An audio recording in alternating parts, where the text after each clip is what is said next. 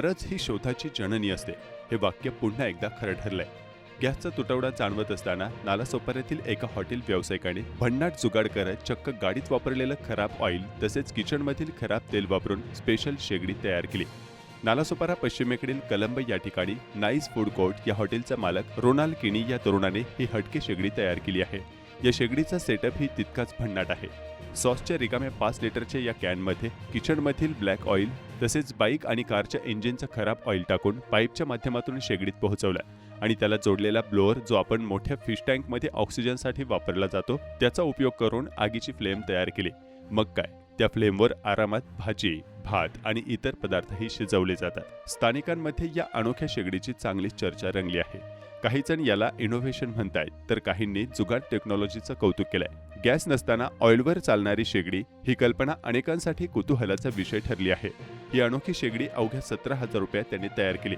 हॉटेलमध्ये जो सिलेंडर त्याला 3 ते 5 दिवस चालायचा आता अवघ्या 5 लिटरमध्ये हॉटेलमध्ये आलेल्या ऑर्डरनुसार तोही आता 3 ते 5 दिवस चालत आहे।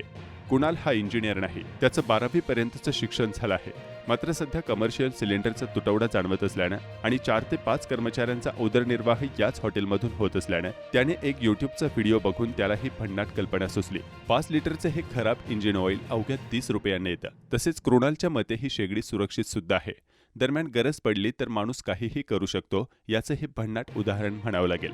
आता पुढे या शेगडीचा ट्रेंड वाढतो का हे पाहणं अतिमहत्त्वाचं ठरणार आहे। आता तुम्हाला पण माहिती आहे युद्धाची परिस्थिती आहे, त्याच्यामुळे गॅस कम्प्लिटली बंद केले। आम्हाला कमर्शियल गॅस कम्प्लिटली बंद केलेले आहेत आणि ह्या हॉटेलवर मी बंद पण नाही करू शकत अशी माझी कंडिशन आहे, कारण ह्या हॉटेलवर बंद तर करू नाही शकत। म्हणून मी असंच एकदा व्हिडिओ चॅनल म्हणजे यूट्यूब चॅनल ओपन केलं आणि ते बघत राहिलो की काय आपल्याला मिळतं ह्याच्यातून नवीन शिकायला वगैरे।